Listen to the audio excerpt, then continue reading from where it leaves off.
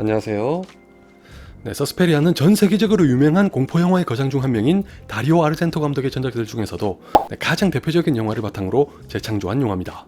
원작이 워낙 유명하다 보니 제작한다는 소식이 들렸을 때부터 자연스레 관심을 갖긴 했으나 아시다시피 이런 경우에는 대부분 원작의 명성에 짓눌려서 성공은커녕 욕이라도 안 먹으면 다행이라 왜 굳이 다시 만들려고 하는지 의문이었다가 루카 구아다니노 감독이 연출한다고 해서 입장이 달라졌습니다.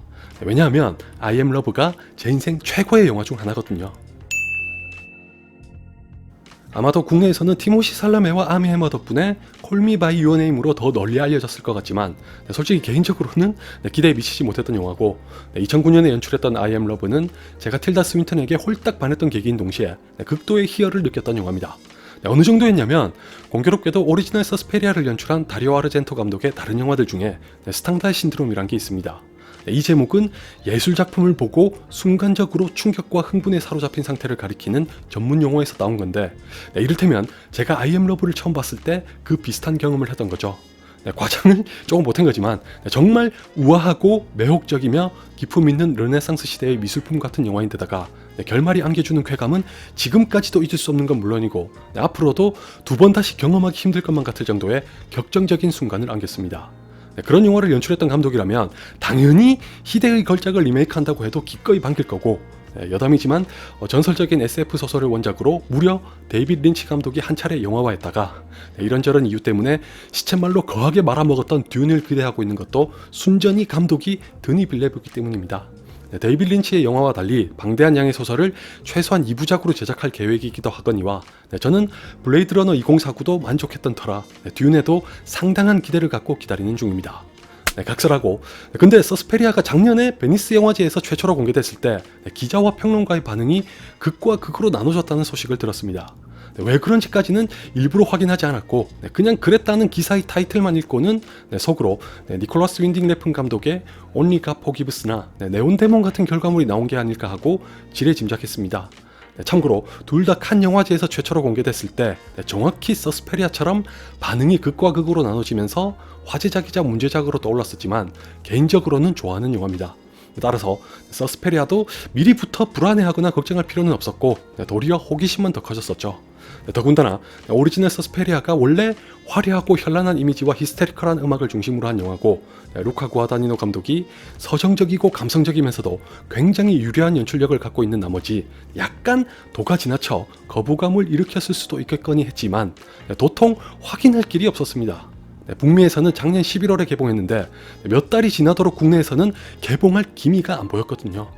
당시에 일반 관객들 사이에서도 호불호가 엄청 심하게 나눠졌던 바람에 결국 국내에서는 개봉을 못하는 모양이구나 하고 있었는데 드디어 마침내 아주 기쁜 마음으로 극장에서 편하게 볼 수 있었습니다. 그래서 보고 온 소감은 간혹 다양성 영화를 본 후에 그럴 때가 있거든요. 이 영화는 흥행에 성공할 가능성은 고사하고 자칫하면 욕먹기 십상인 것 같은데도 개봉하는 걸 보면 수입사가 진짜 용감하구나.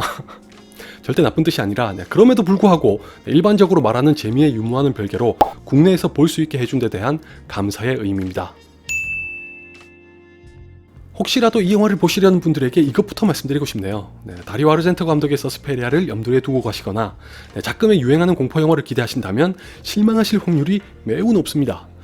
후자는 유전을 리뷰할 때도 말씀드렸던 거지만 루카 구아다니노 감독의 서스페리아는 더 심합니다.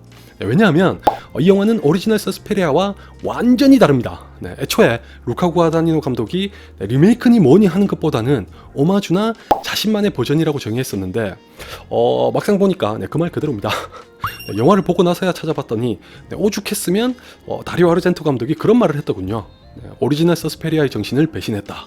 무섭지도 않고 음악도 없다. 만족스럽지 않았다. 아마 두 편의 서스페리아를 모두 보신 분이라면 좋은 뜻으로든 나쁜 뜻으로든 다리오 아르젠토 감독의 발언에 10중 8구 동의하실 거라고 생각합니다. 일단 루카의 서스페리아가 다리오의 서스페리아와 공유하는 건 아주 기초적인 얼개뿐입니다. 미국인 여학생이 독일로 건너와서 무용 아카데미에 들어가는데 알고 보니 거기가 마녀들이 운영하는 곳이었다 정도를 제외하면 조금도 비슷한 게 없습니다.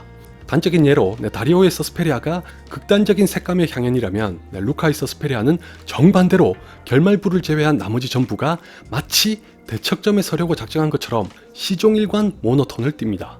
음악도 마찬가지입니다. 다리오 아르젠토 감독은 자신의 단짝인 록밴드 고블린이 작곡한 음악을 영상과 더불어 전면에 내세우면서 관객의 신경을 심하다 싶을 정도로 끊임없이 자극했다면 루카 구아다니노 감독도 록밴드 라디오헤드의 톰 요크를 간신히 설득해 음악 감독으로 기용했다는 공통점이 있으나 톰 요크의 음악 역시 고블린과는 완전히 다른 스타일이라 때때로 있는 듯 없는 듯 투명한 곡이 주를 이룹니다. 그리고 무엇보다도 결정적으로 다른 건 바로 이야기입니다.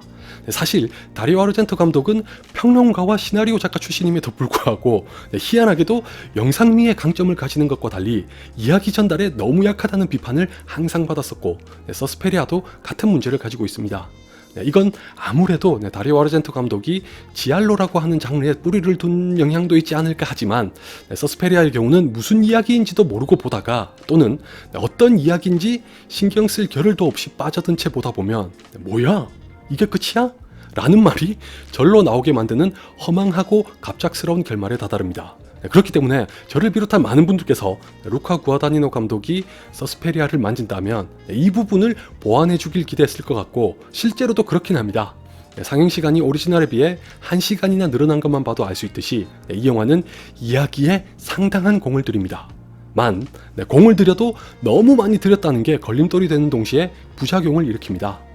간단하게 말씀드리면 다리오의 서스페리아는 주인공을 무작정 무대에 던져놓고 시작하는 이야기가 굉장히 단순한 데다가 마녀라는 존재는 결말에 가서야 반전처럼 드러납니다. 반면에 루카의 서스페리아는 주인공인 수지의 성장 환경부터 1977년에 독일이 처했던 시대상에다가 홀로코스트의 생존자까지 더하더니 마녀들의 정체도 일찌감치 보여주고 그들이 뭔가 음모를 꾸미고 있다는 것마저 상세하게 전달합니다. 게다가 두 영화 모두 무용 아카데미를 배경으로 삼았으면서도 다리오의 서스페리아와 루카의 서스페리아에서 차지하는 춤의 비중과 역할은 극명하게 다릅니다. 그러니까 요컨대 다리오의 서스페리아는 영화 내에서 보여주는 게 거의 없어서 적극적으로 뛰어들지 않는 한 소위 말하는 서브텍스트니 컨텍스트니 하는 걸 읽을 여지가 많지 않은데 반해 루카의 서스페리아는 뚜렷한 정치적 의도를 가지고 처음부터 끝까지 노골적으로 상징과 은유투성이의 영화를 만들어서 굉장히 미묘하고 난해하게 다가옵니다. 이런 맥락에서 개인적으로는 다리오의 서스페리아가 표현주의에 기반을 둔 추상화라면 루카의 서스페리아는 인상주의에 기반을 둔 풍경화로 비유하고 싶습니다. 그것도 그냥 풍경화가 아니라 인물을 전면에 배치하되 배경을 적절하게 살려서 둘을 세밀하게 조화시킨 풍경화입니다. 조심스럽긴 하지만 지극히 개인적으로는 다리오 아르젠토 감독이 이 영화를 보고 혹평한 이유는 이해가 되면서도 루카 구아다니노 감독이 원전을 배신했다고까지 말하는 건 좀 가혹하다고 생각합니다. 따지고 보면 루카의 서스페리아는 다리오의 서스페리아가 저 밑에 품고 있던 근본적인 정서를 이어받아서 자신만의 해석을 더해 확장시킨 영화지 않을까 합니다. 어디까지나 제 생각이지만 결말이 제시하는 주인공의 운명을 제외하면 두 영화가 출발한 지점이나 궁극적으로 보여주고자 했던 건 별반 다르지 않은 것 같거든요. 물론 방금 말씀드린 결말의 차이는 매우 크지만 오리지널의 정신을 배신했다고 얘기할 성격은 아닌 것 같거니와 오히려 현재의 시류에 발맞춰 진화된 결과일 거라고 생각은 하는데 솔직히 말씀드리면 지금의 제 발언에 대해 저 스스로도 확신은 없습니다. 제가 감히 한 가지 장담할 수 있는 건 이 영화를 한 번 보고 온전히 이해했다고 생각한다면 둘 중 하나라는 겁니다. 착각이거나 교만이거나. 전문가들도 마찬가지입니다. 웬만한 경지가 아니라면 그 많은 상징과 은유를 단번에 캐치하는 것 자체가 불가능해 보여서 루카 구아다니노 감독의 의도를 제대로 파악할 수 있을지 의문입니다. 고로 제가 함부로 속단하는 건 그야말로 경솔한 짓이지만 그럼에도 불구하고 한 가지만 지적하자면 루카 구아다니노 감독의 욕심이 과했던 것 같습니다. 굳이 홀로코스트의 생존자이자 영화 내에서의 관찰자로서 등장하는 박사가 꼭 필요했는지, 왜 주인공의 성장 환경까지 삽입해야 했는지에 대해 생각해보면 그런 것들이 이 영화를 좋게 말하면 다층적으로, 솔직히 말하면 너무 파편화시켜서 관객의 이해를 돕기는커녕 도리어 더 혼란하고 난해하게 만든 것 같아서 회의적입니다. 지나칠 정도로 디테일하게 들어가고 중의적으로 사용한 소재가 산재한 탓에 쉬이 감당하기 버거운 영화가 됐다는 뜻인데, 스포일러 리뷰를 일찌감치 다 해놓고 타이밍을 놓쳐서 방치하고 있는 어스는 서스페리아에 비하면 껌입니다. 절대 비하의 의도는 아니니 오해하지 마시고요. 조만간 이 영화를 보시려는 분들에게 또 한 번 주제 넘게 팁을 드리자면, 극장에 가시기 전에 메노나이트, 바드 마이노프, 독일의 가을, 엘렉트라 컴플렉스, 그리고 마녀의 의미에 대해 한 번쯤 읽어보시길 권합니다. 서로 다른 것 같지만 명백히 하나의 맥락 안에서 작동하는 소재고, 특히 마녀는 근래 들어 국내외에서 각광을 받고 있는 캐릭터기도 하니까 그럴 만한 이유에 사회적, 역사적, 종교적 배경이 있다는 걸 알고 본다면 감상하시는데 조금이나마 도움이 되실 거라고 생각합니다. 물론 이조차도 고작 저 따위가 루카 구아다니노 감독의 서스페리아를 어느 정도는 이해한 건지 의심스러워서 장담은 못하지만 여러 방면으로 생각해 보시는데 자양분이 될 거라고 믿습니다. 그게 아니라면 이참에 그냥 공부하는 셈 치세요. 혹시나 해서 네이버 백과사전에 확인해보니 다 있으니까 이리저리 헤매실 필요 없이 간단하게 읽어보실 수 있습니다. 끝으로 해외에서는 전문가들조차도 이 영화를 두고 거의 저주에 가까운 악평을 쏟아내는 사람들이 간간히 있더군요. 다리오 아르젠토 감독의 멘트는 양반이고 아주 원색적인 표현도 아끼지 않으면서 혹평하는 경우도 적지 않으니까 만약 보실 거라면 마음의 준비를 하시는 게 좋습니다. 개인적으로는 단점에도 불구하고 마음에 드는 영화였고, 다리오 아르젠토 감독의 서스페리아에 함몰되지 않고 같으면서도 완전히 다른 타입의 영화를 만들었다는 것에 박수를 보내고 싶었습니다. 구스반 산트 감독이 그 유명한 사이코를 리메이크했다가 뭐하는 짓이냐고 엄청난 욕을 먹었던 사례만 보더라도 차라리 루카 구아다니노 감독처럼 과감하고 거침없는 주관적 변주가 더 나은 선택이라고 생각합니다. 당연히 이 결과물을 어떻게 받아들이냐에 따라서 각자의 판단이 갈릴 수밖에 없겠지만, 저는 오리지널과 다르게 3명의 마녀를 영화 내에서 모두 언급한 만큼 다리오 아르젠토 감독이 그랬던 것처럼 루카 구아다니노 감독도 마녀 3부작을 완성해 주길 바랍니다. 이왕 시작한 김에 끝을 봤으면 좋겠는데 인터뷰를 보니 수백 년 전이 배경인 프리퀄을 원하고 있는 데다가 그마저도 안타깝지만 이 영화의 흥행이 썩 좋지 않은 탓에 앞으로 어떻게 될지는 모르겠네요.